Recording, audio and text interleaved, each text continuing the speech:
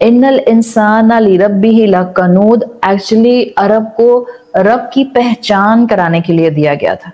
वो अरब जो मुकम्मल एक रब कैसा होता है, कैपिटल जी से लिखे जाने वाला गॉड, उसकी पहचान खो गए थे। जाहिर जब पहचान नहीं थी तो नाफरमानी करते थे, नाफरमानी करते थे तो ऑटोमेटिकली नाशुक्री या जिसको आप अरबी में कुफ्र कहते हैं वो हो जाता था। इसलिए अल्लाह ताला ने कुरान रसूलुल्लाह सल्लल्लाहु अलैहि वसल्लम पर नाजिल किया और इस कुरान के थ्रू मुसलमानों को या कुरैश को मारफत रब दी गई, इक्तिशाफुर रब दिया गया, ताकि हम उसको पहचाने और हम उसको पहचान कर उसकी नाफरमानी ना करें और ताकि हम नाशुक्री ना करें। So the basic thing is in this आयत इस पहचाने रब, जिसको आप इक्तिशाफुर रब कहते हैं। और आज का टॉपिक हमारे लिए रब की पहचान को रिवाइव करने का टॉपिक है। हो सकता है आप कहें कि हाँ पता है अल्लाह कौन है और अल्लाह की क्या सिफात हैं और मैं जानती हूँ कि अल्लाह की मुझे फर्मा बरदारी कैसे करनी है। जी हाँ, बिल्कुल आप जानती हैं, बट इन्नल इंसान लिरब्बिही लकनूद is basically about reviving the acknowledgement of Allah subhanahu wa ta'ala. It's about reviving the ta'aruf of Allah subhanahu wa ta'ala. उसकी बंदगी तभी आप कर सकते हैं, उसकी इबादत के अंदाज उसी वक्त रिफ्रेश हो सकते हैं जब आप और मैं उसको पहचानने में आ जाएं।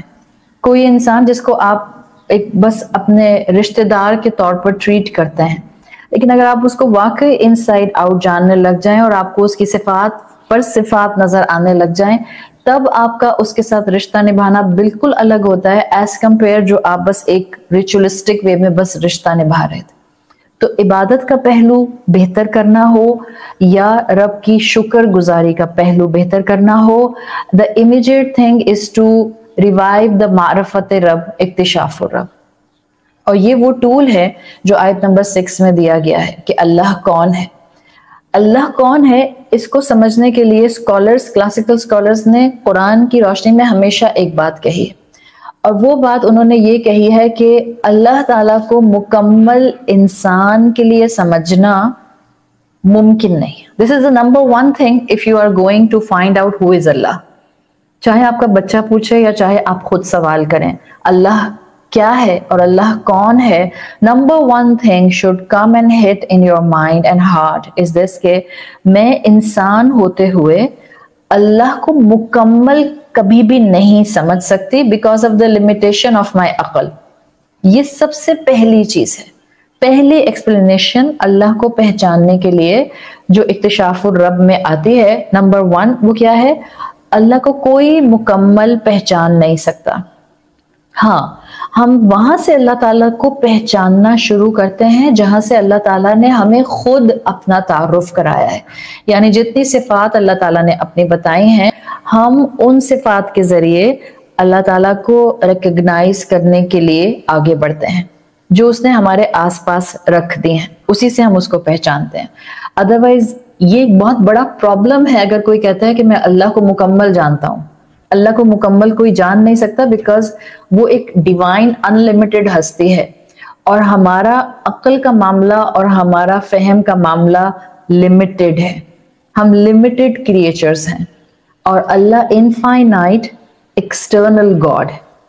हदीस आती है रसूलुल्लाह सल्लल्लाहु अलैहि वसल्लम की सही मुस्लिम में, आप सल्लल्लाहु अलैहि वसल्लम ने अल्लाह ताला का तारुफ देते हुए एक ऐसा जुमला फरमा दिया है कि जिसके बाद आपका ईमान बढ़ जाता है, that nobody can completely comprehend अल्लाह सुब्हानहु व तआला। आपने फरमाया हिजाबुहुन नूर लौ कशफहु ला अहरक़ सुबहाति वजहिही मंतहा इलैहि बसरुहु मिन खल्क़िही।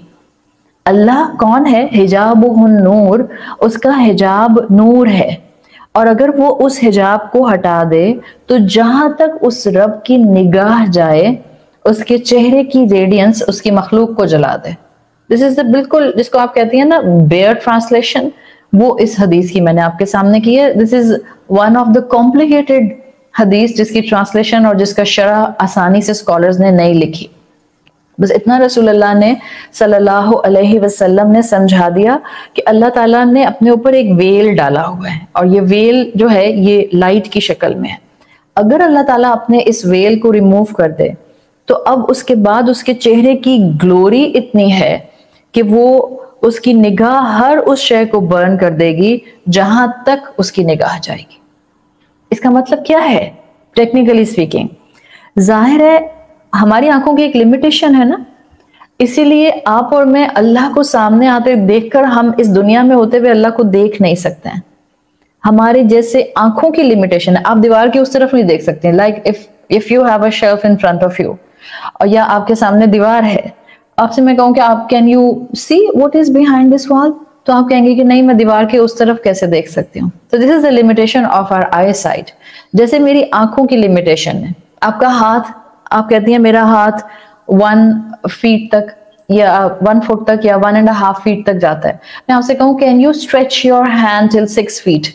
تو آپ کہیں گے کیسے پاسبل ہے، میں اپنا ہاتھ 6 feet تک ایسے اسٹریچ کر سکتی ہوں. اور there is a limitation of my physical body. تو جیسے میری آنکھوں کی لمیٹیشن ہے، میری فزیکل باڈی کی لمیٹیشن ہے، in the same way میری عقل کی بھی لمیٹیشن ہے. جب بھی قرآن کہتا ہے لَيْسَ كَمِثْلِهِ شَيْءٌ، اس کے جیسے کوئی بھی نہیں ہے. آپ اللہ کو نہ مکمل کمپریہینڈ کر سکتے ہیں، نہ آپ اللہ کو کسی کے ساتھ کمپیئر کر سکتے ہیں. اس اللہ کے ساتھ کوئی پراپر انالوجی نہیں ہے. دنیا کی ہر چیز کے ساتھ آپ انالوجی کریٹ کر سکتے ہیں، دنیا کی ہر چیز کے ساتھ آپ تشبیہ لگا سکتے ہیں، لیکن آپ اللہ سبحانہ و تعالیٰ کے ساتھ کسی قسم کی تشبیہ اٹیچ نہیں کر سکتے. وَلَا يُحِيطُونَ بِهِ عِلْمًا، اللہ تعالیٰ کو کبھی بھی کمپلیٹلی فلی نالج میں کوئی انکمپس نہیں کر سکتا. ہاں، ہم کتنا پہچانتے ہیں؟ جتنا اس نے اپنی آیات اور صفات سے ہمیں بتا دیا، صرف اتنا پہچانتے ہیں. فلی کمپریہنشن اس کی ممکن نہیں ہے. And see there is a very beautiful explanation جو ایک اسکالر نے لکھی. انہوں نے کہا کہ it's a very logical thing کہ انسان اللہ کو مکمل نہیں پہچان سکتا. اکثر آجکل کیونکہ ایگنوسٹک لوگ بہت زیادہ ہو گئے ہیں، ایتھیزم بڑھ رہا ہے، لوگ جو ہیں وہ ڈیزم کی طرف جا رہے ہیں جہاں کوئی بھی دین جو ہے وہ ایکسیپٹیبل نہیں ہے، بس اپنی پسند کی اسپرچویلٹی اڈاپٹ کر لی جائے. اس طرح کے مذاہب کو، اس طرح کے کلچرز کو، اس طرح کے ڈوگماز کو فالو کرنے والے لوگ کہتے ہیں کہ how is this possible that you can't prove your God and you can't explain your God completely؟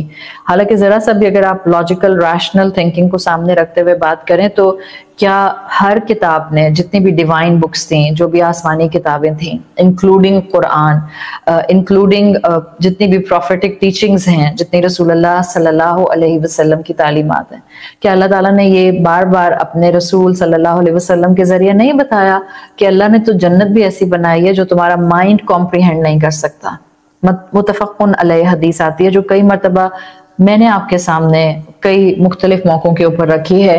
اللہ تعالیٰ نے فرمایا، حدیث قدسی ہے، اعددت لعبادی الصالحین، میں نے اپنے خاص بندوں کے لیے اپنے ہاتھوں سے تیار کیا ہے جنت کو، ما لا عین رأت، جس کو کسی آنکھ نے کبھی نہیں دیکھا، ولا اذن سمعت، جس کو کسی کان نے کبھی نہیں سنا. اس کے واٹر سپرنگز اور اس کی واٹر فالز کی ایسی آوازیں ہیں، اس کے بادلوں کی اور بارش کی، جنت کی ایسی آوازیں جو ہمارے کان نے کبھی نہیں سنی. ولا خطر علی قلب بشر، کسی انسان کے اوپر کوئی گمان نہیں گزرا اس جنت کا. ایسی جنت اللہ نے اپنے خاص بندوں کے لیے پریپیئر کی ہے. اینڈ اکارڈنگ ٹو جمہور scholars of classical traditional line, وہ کہتے ہیں یہ جس جنت کی بات آتی ہے، دس از جنت الفردوس، جس کو اللہ تعالیٰ نے اپنے ہاتھوں سے پریپیئر کیا، بیکاز اعددت لعبادی الصالحین ہے. اللہ نے اپنے خاص قریبی لوگوں کے لیے جو جنت کریٹ کی ہے وہ کسی انسان کی سوچ میں بھی نہیں آ سکتی ہے، because there will be levels in جنہ. کچھ ایسے لوگ ہوں گے جو ہم جیسے مسلمان ہوں گے جن کو گرتے پڑتے اللہ تعالیٰ جنت دے ہی دیں گے، تو ہمیں وہ جنت ملے گی انشاءاللہ اس کی رحمت سے، جہاں پر ہماری وہ خواہشات پوری کی جائیں گی جو ہم نے اللہ کے محبت اور اللہ کے حکم کو مانتے ہوئے اس دنیا میں اپنی ڈیزائرز کو روک کے اس قابل خود کو کیا کہ ہم اس کی رحمت سے جنت میں پہنچ سکیں. اور کچھ اعلیٰ صالحین کی جنت ہوگی، کچھ انبیاء اور رسولوں کی جنتیں ہوں گی جس کے بارے میں آپ اور میں تصور نہیں کر سکتے. تو جس جنت کو میرا دل اور میری عقل تصور نہیں کر سکتا، جس جنت کو امیجن کرنے کی طاقت میرے دل اور میرے دماغ میں نہیں ہے، تو اللہ کو فل ریالٹی میں کیسے انسان سمجھ سکتا ہے؟ ممکن ہی نہیں ہے. It's not possible. It's quite very logical اگر آپ اس کو اس طرح سوچیں کہ اس لیے کہ جنت تو پھر مخلوق ہے. اللہ تو خالق ہے. اگر اللہ کی بنائی ہوئی ایک مخلوق ہی کمپریہینڈ نہیں ہو سکتی ہے تو خالق کو فلی کمپریہینڈ کرنا تو ممکن ہی نہیں ہے. اسلام بہت انٹلیکچوئل دین ہے. ذرا سا آپ اس کے اوپر غور و فکر کرتے ہیں تو یہ آپ کو بڑے بڑے کانسیپٹ سکھانا شروع کر دیتا ہے. اسی لیے وجہ یہی ہے کہ یہ کہتا ہے کہ اس کو پڑھا جائے اور اس پر غور و فکر کیا جائے. یہ پڑھا جائے اور اس پر تفکر کیا جائے. یہ پڑھا جائے اور اس کو ایبزارب کرنے کی کوشش کی جائے. It's not about just covering pages, it's not about just covering سوراز, it's about understanding of one آیا. ایک آیت مجھے سمجھ آ جائے اور اکتشاف الرب مل جائے, that's pretty enough for my whole life. اس کے بعد میں کبھی اللہ کی نافرمانی کا سوچ نہیں سکتی ہوں. ایک آیت کافی ہوتی ہے انسان کا دل بدلنے کے لیے, اس من میں جھانک کر اس رب کو پانے کے لیے جس کے بعد انسان کبھی گناہ کے راستے پر پلٹ کر نہیں دیکھتا ہے. ایک آیت کافی ہو جاتی ہے جب وہ غور و فکر کرتا ہے. تو جب جنت نہیں سمجھی جا سکتی جو کہ مخلوق ہے تو رب کی ذات کو جاننے کے حوالے سے یاد رکھیں, پہلا پوائنٹ یہ ہے کہ اللہ تعالیٰ کو تعارف کے پوائنٹ آف ویو سے کبھی بھی کوئی انسان فلی انکمپس نہیں کر سکتا. دوسرا پوائنٹ اکتشاف الرب میں جو میں آپ کو بتا رہی ہوں, لا تشبیہ للہ, اللہ کے ساتھ کسی قسم کی کوئی ریزیمبلنس نہیں ہے, رب کے ساتھ کوئی ریزیمبلنس نہیں دی جا سکتی. بعض اوقات مس انڈرسٹینڈنگز ہوتی ہیں اور تو یہ انداز اپنایا جاتا ہے کہ کوئی حدیث بیان کر رہا ہے اور آپ کے سامنے بیٹھا ہوا استاد ہاتھ سے اشارہ کر کے کہتا ہے کہ اللہ کا ہاتھ, یا وہ اپنے پاؤں کی طرف اشارہ کر کے کہتے ہیں کہ اللہ کا اینکل, اس لیے کہ حدیث میں آتا ہے کہ اللہ تعالیٰ اپنی پنڈلی کو انکور کریں گے روز محشر, تو وہ اشارہ کر دیتے ہیں اپنی پنڈلی کی طرف. اس کو بھی منع کیا گیا ہے. Even don't raise your hand when you are mentioning the heart of Allah subhanahu wa ta'ala. Because لا تشبیہ للہ, اللہ کے لیے کوئی تشبیہ نہیں ہے.